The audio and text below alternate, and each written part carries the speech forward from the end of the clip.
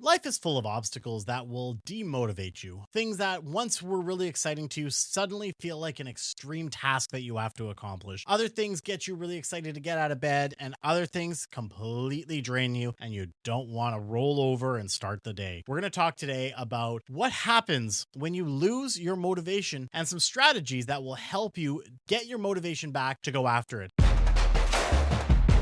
You're listening to the Manning Up on Real Estate podcast with your host, Cameron Manning. We bring you the industry experts each episode who will help you man up on your real estate career. Now, if you're listening to this podcast, you are probably in the real estate field. You're either an investor, a realtor, broker, anyone. Maybe you're just an entrepreneur, and sometimes life happens. We all start our investment or our entrepreneurial journey with some big reason as to why we're doing it. We want to be our own boss. We want financial freedom. We want the ability to choose. But then as life happens, there are things that completely go after our motivation, such as a realtor, maybe that deal fell apart. Maybe a client fired you. Maybe someone doesn't want to buy what you're selling. Somebody don't want what you're selling. Little Glenn Ross reference there. It can be highly demotivating. I have been dealing with agents all the time who come to me and said, you know what? I just found out that a client I was working for just worked with another agent. I am devastated. And while it sucks, we can't let ourselves stay down too long. We have to find ways to remotivate ourselves because at the end of the day, we got into the business we got into for a reason. And in today's podcast, this is Manning Up After Dark on the Manning Up on Real Estate podcast, we are going to talk about 3 strategies to help you get your motivation back because nothing's worse than starting something and not accomplishing it. That actually drains your motivation even more. So let's start with the first one. And you've probably heard the term having a big why before. It's a very common thing that most business entrepreneurs teach, most business gurus, people talk about it all. Well, you have to have a big why. Then with that big why, you've got vision boarding, you've got goal setting, you've got everything else like that. And unfortunately, in my opinion, that doesn't always work to keep you motivated. You see, sometimes people set their big why almost too big. And that's not a bad thing, but they set it almost too big where they don't feel like they can actually achieve that. And nothing's worse than setting a goal and then feeling like a failure that you didn't achieve it. So I'm going to switch it around on you guys. Not only do I think you should have a big why, you should have a reason why you're doing this. Is it for financial freedom? Is it to spend more time with your children? Is it to give back to the community? Whatever your big why is. Also, think about your wall. Well, Cameron, what is the wall? Well, let me tell you, Ryan Serhant in his course, Sell It Like Serhant, talks about the big wall. And this was a very profound moment for me. And it has me thinking all the time because at the end of the day, people either make decisions based on moving towards pleasure or away from pain.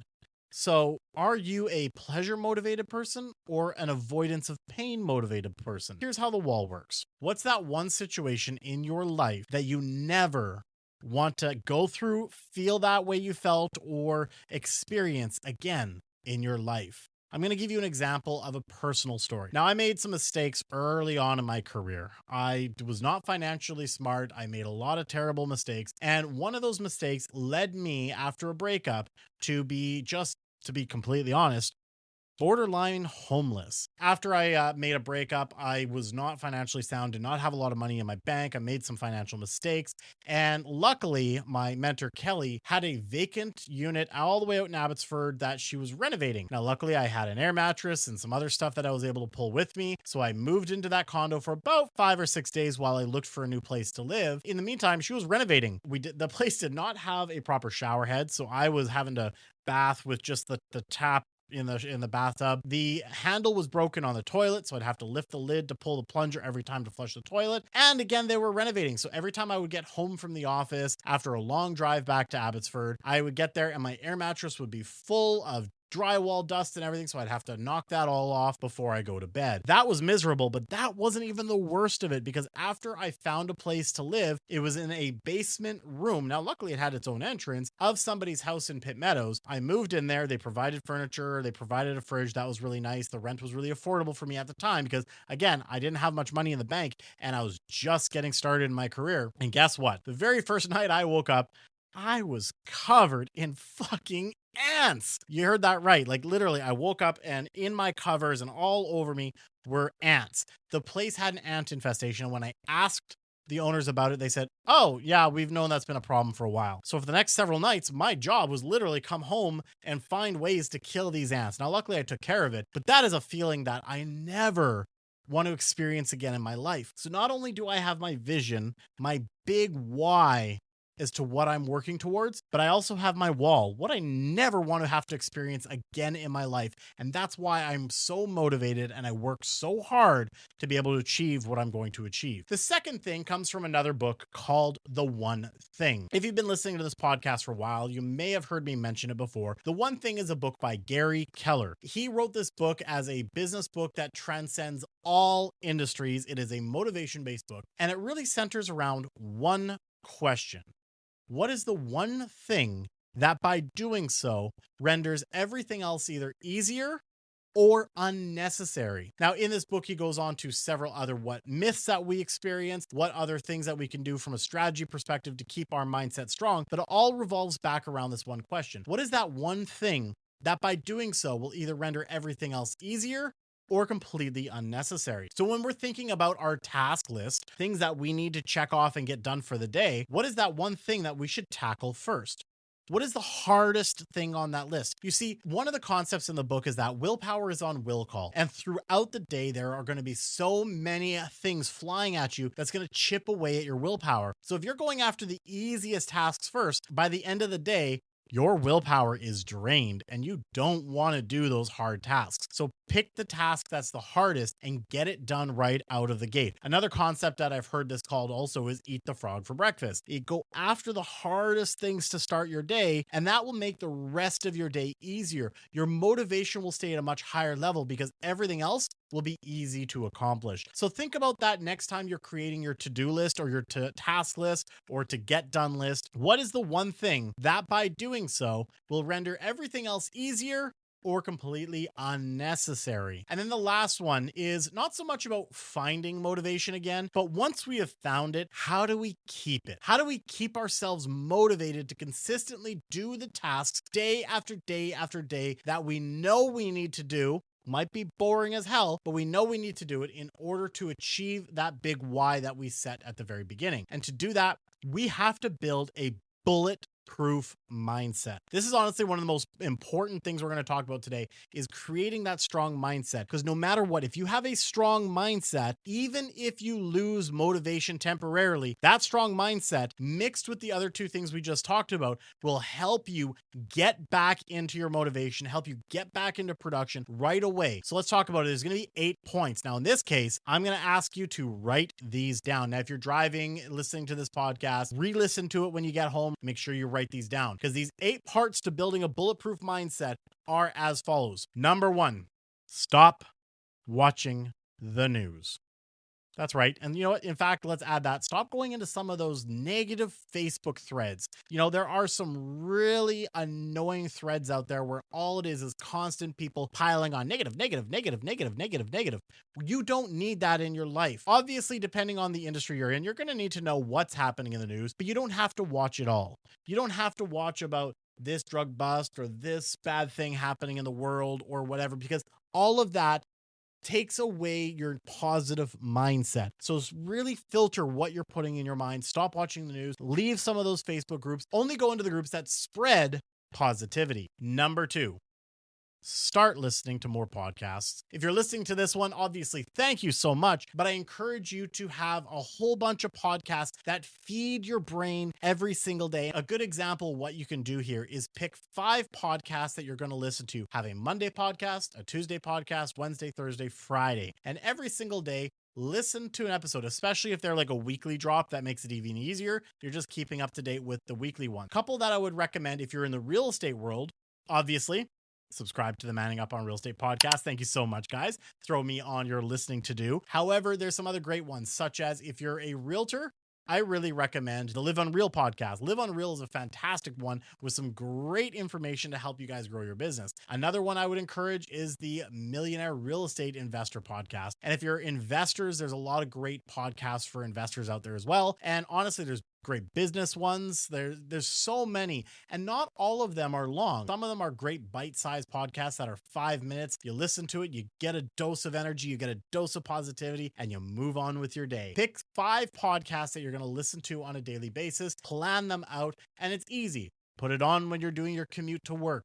Maybe finish it on your commute back to work. If you're a realtor and you're doing showings, listen to podcasts while you're showing. Feed your mind with positive information. Number 3, and this one's going to be a little bit of a difficult one, but stop hanging around with negative people. It goes back to that law where you're the sum of the 5 people, or the average of the 5 people you hang around the most with. So if you're hanging around with nonstop negative people, all they do is want to go talk about what went wrong in their day. Their boss did this. They don't like what's on the news here, blah, blah, blah. You're just going to become the 5th negative person. Start really looking at who you're spending the most amount of time with and start cutting out some of those people. And again, this one's a hard one for a lot of people because they have built their entire life around hanging around certain people. And it's really going to be a hard conversation to have, that you have to break ties with those people because they're not helping your mental energy. They're not helping you get to where you need to get to. So stop hanging around negative people. Surround yourself in rooms with positive people. Number 4, if you're in business, I highly recommend you get to conferences. Go out to find people who are positive. When you're hanging out with people who are like-minded, all trying to learn and grow and thrive in this world, that's only going to impact you on the positive. Find conferences where you can go to, where people are trying to achieve exactly what you are achieving, or they are achieving what you are aiming to achieve. That's one of the best things you can do. Now, don't go be a seminar junkie or a conference junkie and hit 10, 20 every single year, but get out to about 4 to 5 conferences every single year in the space in which you're in, and go meet more positive people. Build your tribe, build your circle, and go and educate yourself.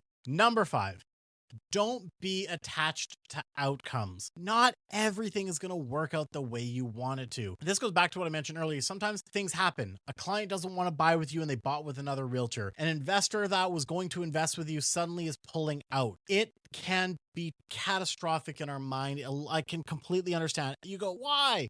What happened? Why would this person not want to work with me? Why did this person not want to invest? Why did that deal fall apart? What could I have done better? There's so many things that will start going through our mind, but if you're attached to those outcomes, it doesn't let you move on easily. This is something that I've really started to master a lot in my life. In fact, people in my office always go, well, aren't you upset because that deal fell apart? I go, yeah, is what it is. We'll move on. We'll find something else, or we'll go find another client or what have you. They always get almost annoyed with me that I'm just so detached from the final outcome, because I'm not looking at that one incident. I'm looking at the long term. I'm looking at what I need to do consistently. One thing I will say, and this goes for if you're any sort of business, when you generate, you don't have to tolerate. When you have enough people and enough leads coming in for your business and enough people buying what you're selling, you don't have to tolerate that much. When things don't go through, you're able to mentally just move on and go towards the next task that you have to go to. So